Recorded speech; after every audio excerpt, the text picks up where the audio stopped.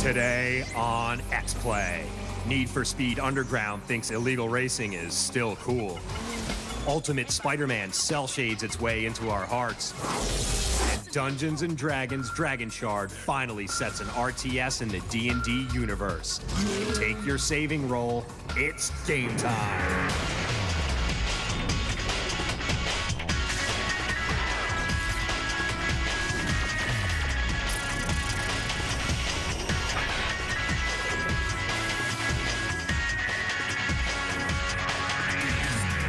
They're delightful, they're delovely, they're Adam Sessler and Morgan Webb.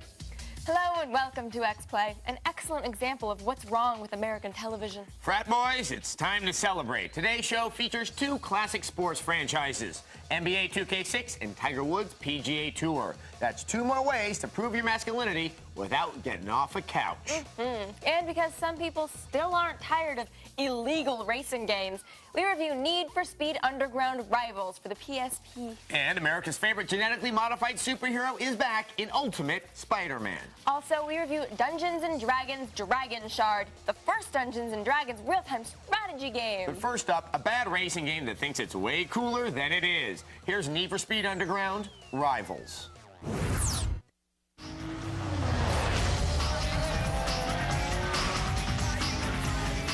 One thing we know for sure, if they keep putting out Need for Speed games, they're gonna run out of subtitles very soon. Thanks to Need for Speed Underground Rivals for the PSP, you can now take high-stakes, illegal street racing with you wherever you go. The game even comes with a warning. When driving a car in real life, please remember to be a safe driver. Aw, that's nice. Rivals looks good for a portable title, with nice lighting and weather effects that make you feel like you're behind the wheel on a rain-soaked night. Special effects like camera-shaking turbos provide some adrenaline, but the sense of speed is definitely lacking a bit compared to the home console versions. Fortunately, the game has a trunkload of mini-games, like Drift Attack, where you play slip and slide with $40,000 automobiles. Or drag races, where you switch lanes to avoid road construction. Or Nitrous Run, a mode that encourages you to go heavy on the NOS. Each minigame earns your car upgrades and points, so if you have an addictive personality, prepare to get track marks. The game's music is predictably awful, but fortunately, you can edit the playlist to separate the bad from the really bad. See you later, Helmet. For all you car junkies, the big draw of Rivals is the Pocket Garage. Collect enough points and you can buy the hottest rides and trick them out however you like. You can even buy wacky bumper stickers. Haha, I don't get it. Okay, we're joking about the bumper stickers, but Rivals does let you pimp every other feature on your ride, like the exhaust system, or the rims, or the decals. You can choose from a list, but I recommend making your own so that people know that you rule. Unfortunately, the game's touchy controls and sluggish response leads to some sloppy driving. Prepare to spend a lot of time bouncing off walls before you get a handle on steering. Plus, the game's multiplayer mode lacks the features of its PSP competitors. You're limited to one-on-one races, which just doesn't cut it, especially when the game's streets are so empty. Plus, Rivals only allows you to play locally, not over the net. But the real problem with Need for Speed Underground Rivals is that the game is simply more of the same, just shrunken down. And since the PSP already has about 400 other racing games, there's no need to pick this one up. Besides, I think it's time the franchise branched out a bit. How about Need for Insulin, where you beat out other senior citizens for a pharmaceutical prize? So old. Or what about Need for the Oscar, where Dame Judi Dench races for the drug of fame? Hello. Or Need for Healthcare Reform, where, okay, this joke is going nowhere. With all its shortcomings, it turns out Need for Speed is better off underground. Way underground.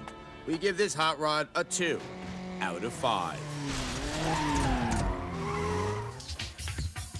Need for Speed's Open City is a nice idea, but without anyone to actually race against, it's mostly just kind of lame. There's lots of space, but nothing to do. Kind of like living in Canada.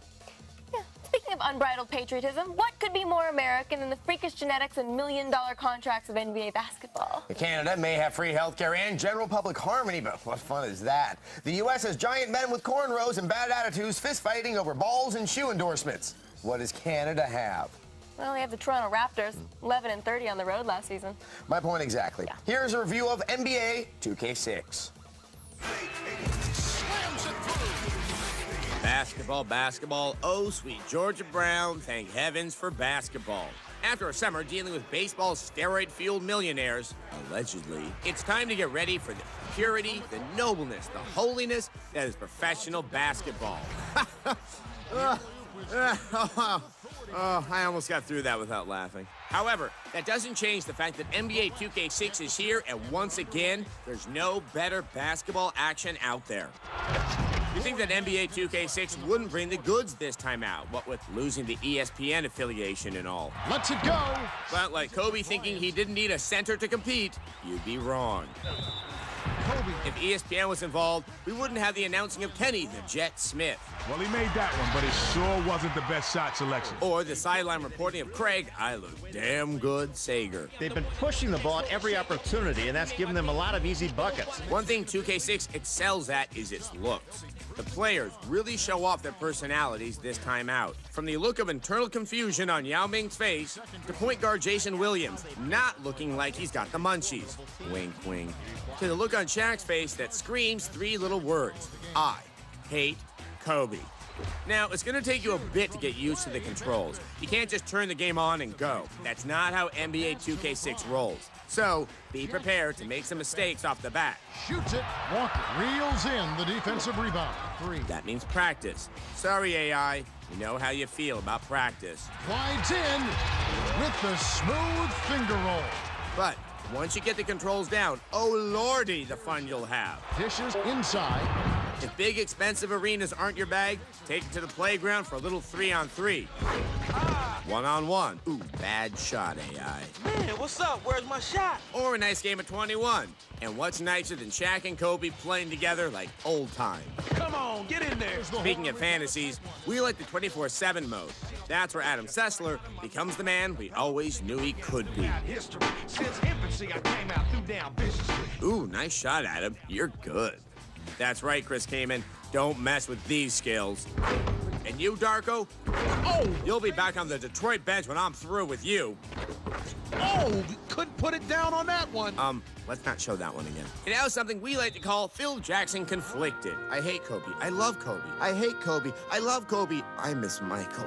Can't we all just get along? I mean, look at this All-Star game roster. Notice how Kobe is all the way up here and Shaq is all the way over here. Where's the love, people? Where's the love? Well, I guess if the Sess can dunk, anything is possible. NBA 2K6 has everything a basketball fan can want or need. Once you get the controls down, you may not put this game down. That's how good the gameplay is. We give NBA 2K6 4 slam dunks out of 5. NBA 2K6 is a pretty sweet game, and I feel the need to stress this for those of you who may be harboring continuing resentment towards any Shaq-related title. In 1994, Mr. O'Neill released a Super NES fighting game called Shaq Fu, and that was possibly the worst game ever created. So please, consider getting NBA 2K6, even though you may have vowed to never, ever buy another Shaq game. See, Shaq Fu had this hit detection system that was so bad you could never, ever finish a fight in the allotted time, no matter how hard you tried, and I tried hard. Shh, calm down. This too will pass. Sorry, thought I'd worked through this in rage therapy. Up next, a Dungeons & Dragons RTS. It's Geekdom Square. Up next, because Americans are too lazy to even play golf, we review Tiger Woods 06. Waiting for the eugenics wars, it's Adam Sessler and Morgan Webb. Roddenberry promised me genocide, and I ain't seen squat. Welcome back to X-Play. Golf is a sport that means many things to many people. The well-manicured fairways, the pleasant competition with other golfers, The binge drinking at the 19th hole. the racially restricted country clubs. The Caddyshack references. Oh, Yes. the Caddyshack references. But for the past decade, only one name has become synonymous with professional golf. So, until Michelle Wee actually manages to win a tournament, we're stuck with just one major celeb-endorsed golf franchise. Here's a review of Tiger Woods' PGA Tour 06. Golf in its purest form. This is where it all began more than 600 years ago. Popular sports games have a tendency to become complacent with their dominance, often recycling the same features year after year, while always claiming that their title takes place in the future. Tiger Woods' PGA 06 manages to avoid the complacency while keeping the futuristic date, and thus remains the dominant force in golf gaming. Oh, and it also stole a bunch of features from Hot Shots Golf. The stench of greatness. Not. A lot worse. The visuals remain almost identical to last year's title. Sure, there are some minor upgrades, but frankly, John Daly looks just as drunk this year as he did in 05.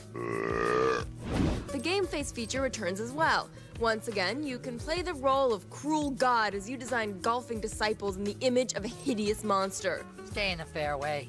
Stay in the fairway! A hideous monster that talks. That's right. 06 boasts a wealth of game modes. Battle Golf will allow you to pit your physically unfortunate rivals against each other in a test of golfing willpower. Not over there. The loser will have to forfeit a club, and the winner will remain a monster. That's right.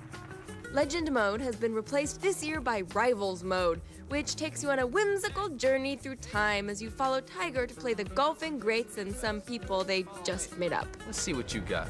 But you've seen most of this before. What truly changes the play of Tiger Woods 06 are the shape stick and the new putting interface. This could be tough.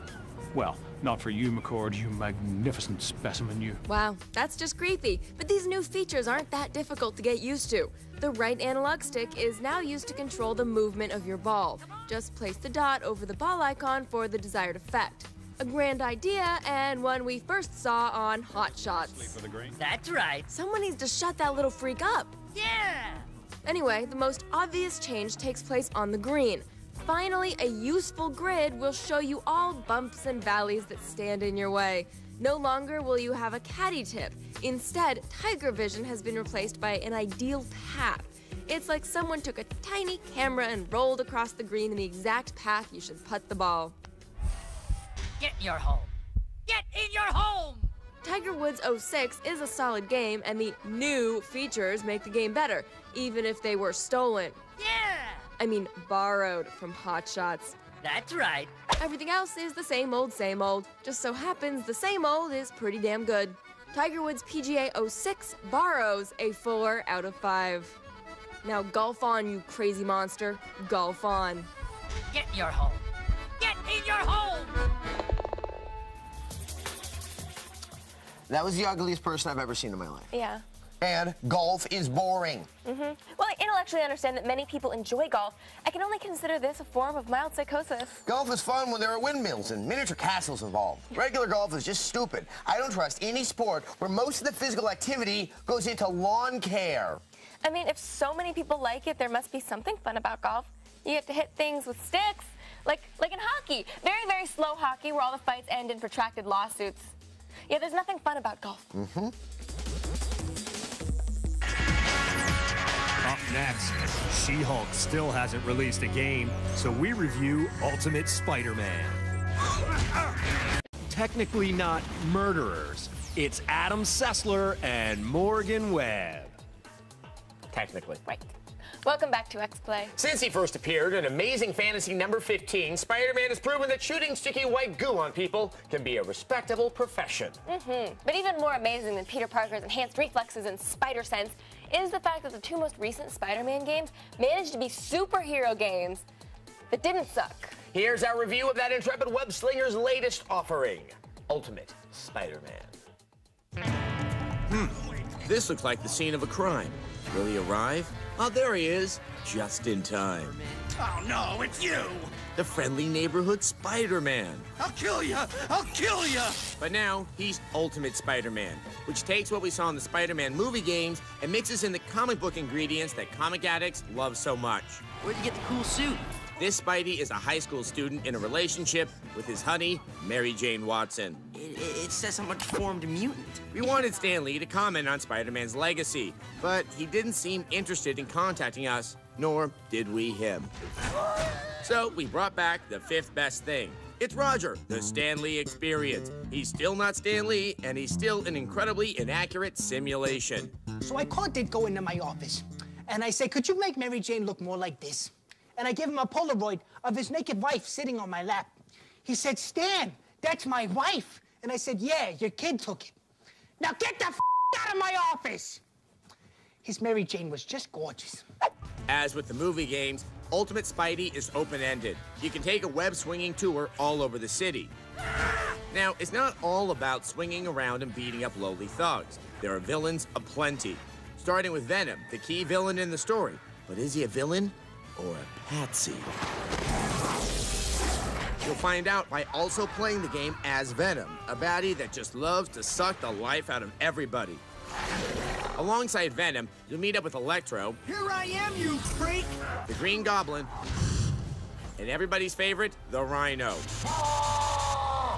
The Rhino was an unstoppable force of a monster, relentless in his anger. In a related story, Jack Kirby's wife was a dynamo in the shack, kind of like a sluttier version of the She-Hulk. The game was written and illustrated by the Ultimate Spider-Man comic books creative team, Brian Michael Bendis and Mark Bagley. And it picks up right where the comic book storyline ends. Bendis is good because he writes 5 books a month. F that. Back in my day, I wrote 17 books a week and Kirby's wife on the side. One time, I got them mixed up and I a copy of The Avengers while I was writing a Spidey script on her ass. I made Kirby watch. You know, I had no choice. We were on a deadline. Sadly, the game won't take you a tremendous amount of time to complete, probably less than a day. And what the hell is Wolverine doing here? What a glory hound. You don't say. Despite these minor points, Ultimate Spider-Man looks great and plays great. Alongside the recent Hulk game, Marvel looks to be making some good, fun games. Thank you, Marvel. Doesn't make up for Elektra, the movie. We give Ultimate Spider-Man 4 Uncle Bens out of 5.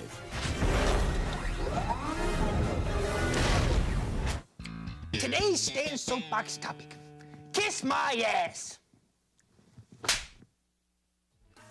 That Roger the Stan Lee experience is really amazing. He completely captures the high-pitched bombast of the actual Stan Lee. He's done an amazing amount of research into the role. As I understand it, Roger actually exposed Stan Lee to significant amounts of radiation, then forced Stan to bite him just on the off chance he might gain some additional Stan Lee senses. Did it work? I think he got tetanus. Impressive. Makes sense.